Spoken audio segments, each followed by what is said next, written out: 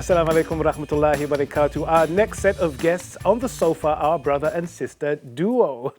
We have Hafsa Patel, who is the first female Muslim family mediator, Palestinian activist and single mother of 2 daughters, one of whom is severely autistic, and Tauseef Patel, whose eldest is diagnosed with autism, and he is one of the head coaches and founding members of 01 Academy, which is a local football provision for children ages 4 to 10. He has written a book where he shares parts of his journey in discovering and dealing with autism with his eldest son. They are here to talk about their autism support group. Assalamu alaikum. Wa alaikum salam. How are you both today? Alhamdulillah, well. Alhamdulillah. Thanks for coming on board. Thanks for having Tauseef, us. we're going to start with you, brother. Is that okay? Yeah, of course, Alhamdulillah. absolutely. What inspired you, because you've written a book we mentioned in the intro, what inspired you to write this book? The book was written during COVID, and like most, had a lot of time. But there was something, I just wanted to do something for raising awareness and acceptance for autism.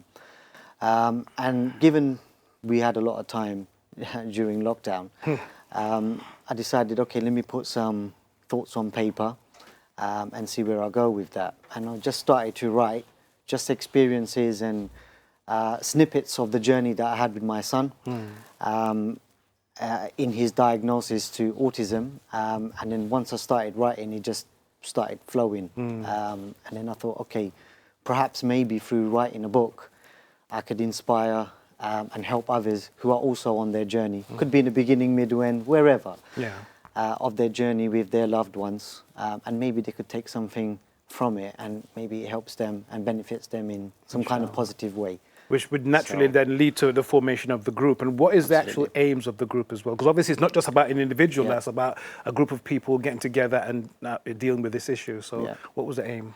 Yeah, so I think one thing that I found on the journey with my son was that whilst we were going through the diagnosis and in between appointments, we had been given all of these opportunities from the local borough to attend loads of different provisions to support parents and children through their journey with children that are on the road to diagnosis. And one thing I found was that perhaps maybe within our own Muslim community, maybe that's something we could benefit from. The biggest thing I found from attending these sessions, for both myself and my wife, we found that just talking to other parents and learning from others was a big takeaway for us, and it benefited us in many ways. And we were able to apply lots of different techniques and stuff to support Umar through his journey, which helped us. So I thought perhaps maybe that's something we could do within our Muslim community. So spoke to some local brother who got me in touch with a local masjid in Newham. Spoke to them, had an initial conversation with them, who were really on board with this idea and felt that this is a much needed provision within our community. And then we set up what we call the Autism Cafe, and we run that once a month. And we've got a brothers section and a sisters section, and we try to invite guest speakers once a month to talk about various topics on autism. And alhamdulillah, it's been going well. Alhamdulillah. So you've kind of given us a bird's eye view of what the group is. Hafsa, I'm going to ask you, what are the specific key objectives of the group? Okay, so as a mother to an autistic child, I have found my journey extremely daunting at times. I found it very stressful, frightening, even quite upsetting, and I know that it's had a detrimental impact to my mental health. So we set up this group, and one of the key objectives is, it provides a safe space for parents to help navigate through some of the emotions that they are feeling. And it's a great way for them to connect with other parents who are going through similar experiences, and they can exchange practical tips and advice. It's just so they don't feel like they have to be alone, because they don't have to, and lots of parents are going through this. So it's just a way for them to connect with each other, and a great support system and a network system that we've been building on. So yeah, and just following on from what my brother said, the guest speakers have been very insightful. We've had them come once a month talking about different aspects of autism, and it's just been a great a learning experience for lots of parents, and just gives everybody hope. And it's just a way of providing them with like coping strategies to get through this. Because had Yeah. either of you had any experience with autism before your children were diagnosed No. with it? So what were the steps you took to actually learn more about it? I mean, before or either during the formulation of the group, what kind of steps did you take to? Yeah, so my nephew, who's older than my daughter, was diagnosed from quite an early age. So when my daughter was a toddler, I noticed I picked up on some of the signs and some symptoms. So then I got her assessed. So I had my brother to turn to for advice, for help, for support. I also did my own research and reading online. There are lots of resources available on YouTube. And again, I took it upon myself to reach out to other parents who are going through similar experiences, just to help me kind of get through it, because it's a tough process, and it can be quite challenging at times. Not like mentally and emotionally is one aspect of it as well, but even just like trying to get like an EHCP plan in place for your child. You know, who do you get in touch with? Well, the steps, how do you go about it?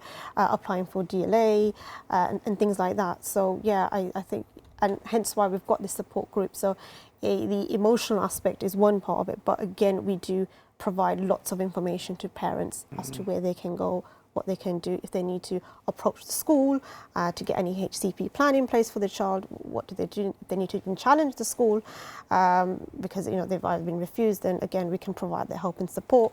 We provide letter templates, etc. Same with applying for DLA, because it is still a disability. It might not be a physical disability, but it's a hidden disability, and lots of children, they are entitled to disability living allowance, which can help parents to provide for some private therapy or sessions, whatever they may be. And again, we give people, parents, the information that they require. Now, I know with a lot of diagnosis over the years, the attitude have changed towards it. Stigma around a lot of difficulties that people face, inshallah, it's come and gone. What kind of stigmas have you faced, challenges have you faced with this particular diagnosis? Yeah, so culturally, any child that's diagnosed with autism, because a child with autism looks perfectly normal physically if you look at them, but like I said, it's a hidden disability. So sometimes these children can get overstimulated and have meltdowns and tantrums, or they can go from being fully verbal to suddenly stop speaking. Islamically, it could be seen as possessed by jinns or black magic. But I think slowly we've come to accept it as a wider community, that it's more to do with, it is a condition, and come to accept it. So slowly we're kind of breaking those stigmas. And it is, like you said, it's a cultural taboo. It's not spoken about. I think sometimes, because as a parent, I can't take my child to family gatherings or weddings or events, because I feel like, people might judge and think, oh God, what a naughty child, or, parents aren't disciplining her enough. But it's not like that, because she looks perfectly normal. We're not realising that, it's a hidden disability. And I face the same challenges as a parent, who has a child with a physical disability. I still face those same challenges, but I think as a community, sometimes people fail to show that, just acknowledging some struggles that we are going through as a parent. And I think that's something that I personally have struggled with amongst, by wider extended, network or family and friends.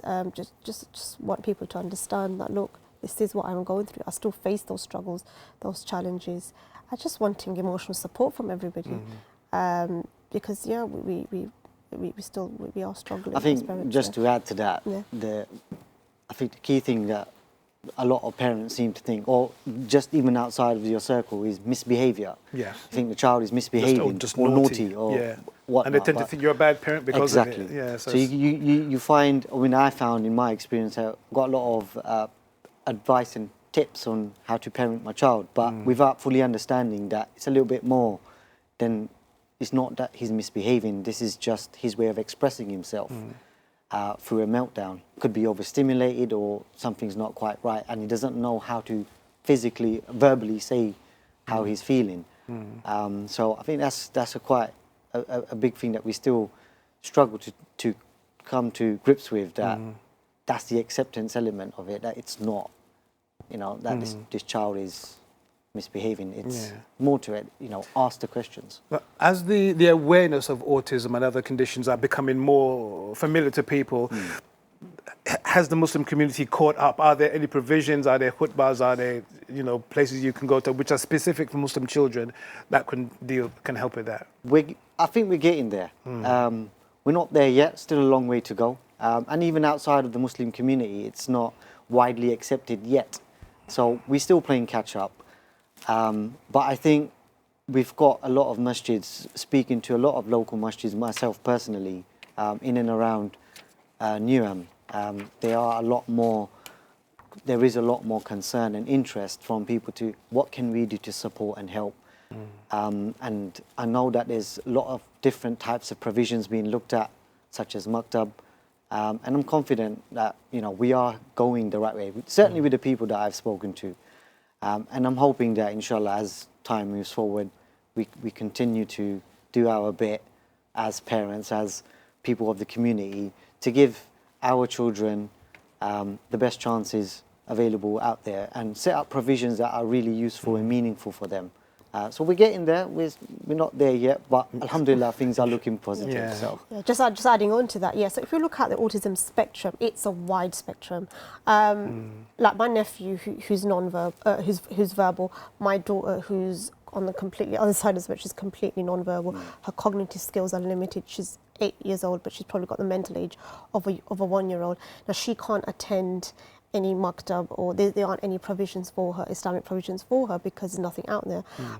So it's like what my brother said, we're getting there, but it's slow steps, and hence why a support group like this, we want it to gain more momentum so we can start reaching out to community leaders. Like, for example, my daughter would probably need something like an Islamic multisensory room to help her familiarize with, maybe Arabic alphabet or, anything Islamic themed, because she can't kind of process, or she can't understand, nor can she follow instructions, but she can familiarize herself, and she does have a good memory. But again, like, I think it'll take small steps, and I think hence why me and my brother are extremely passionate that look, we will have to push this through, so then we can accommodate for everyone and all needs, because it's such a wide spectrum. So it's like what my brother said, that we have things that accommodate for some, but not all yet. But hopefully, we're looking to get there at some point. Well, it seems to me that you're both on the cutting edge at the moment. You're on the frontier of doing this and pushing it. If anybody's going to do it, it's going to be probably you two who are pushing out the initiatives and making sure that provisions are there for parents who have children with autism. How do you plan to go about doing that? How are you going to keep that momentum going for the group? I think massive challenge, but somebody got to do it. Absolutely. Well, we're hoping that through the support group that we've got, then more comes from that within other parts of the community, whether it's in Newham directly, or even if it just sits outside of Newham, or anywhere around the country, really. And there are places. I should mention that. I know I said that we are getting there, but they are currently very limited spaces or places where there are provisions set up, but we need more. Yes. And hopefully within time, people are inspired and motivated to do some more work. And even if that means setting up similar sort of groups in and around Newham or around the country, then that's a start. Yes. And hopefully from that we can build some momentum and gather some pace, and inshallah that pushes it through, where we've got lots more going on for autistic people in general. It doesn't have to be just children. Don't forget there's adults out there that probably have gone a large chunk of their life without being diagnosed, and only coming to light now. So even stuff like that. So inshallah we can get there together. And we just want to continue raising awareness. The more we continue to raise awareness, the more we'll empower parents, and hopefully, again, they'll step in and they'll also understand the gap as well in the community, that, okay, you know what, we want to come on board, and that way we can start building on our network, which we have, and we've started to reach out to community leads to discuss funding, that look, there's a gap, there's a need, we need this is the sort of provision we need, how do you feel, all right, okay, this is how we go about it. So it'll take small steps. It is a bigger objective we're trying to reach. Inshallah we'll get there, but I think we're definitely on the right track moving forward.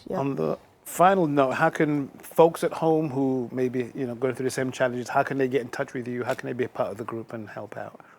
They can contact me directly on Instagram. So my username would be Tauseef Patel, followed by the number 1. Give us the spelling just in case. Yeah, it's Tauseef Patel, Patel, followed by the number 1. And you can just reach out to me directly, and then I can get you set up into the chats and send you out the invites for the sessions. Inshallah. We wish I had more time to talk about the book as well, but unfortunately, maybe next time. Inshallah. I want to thank you both for coming in and Thank sharing you for that having with us. Thank you very much. No problem. Okay. Right, my friends, there's still some lovely food. We're going to have some later on. Hopefully you guys will stick around for that, but we're going to go for a quick break and we'll be back in a short while.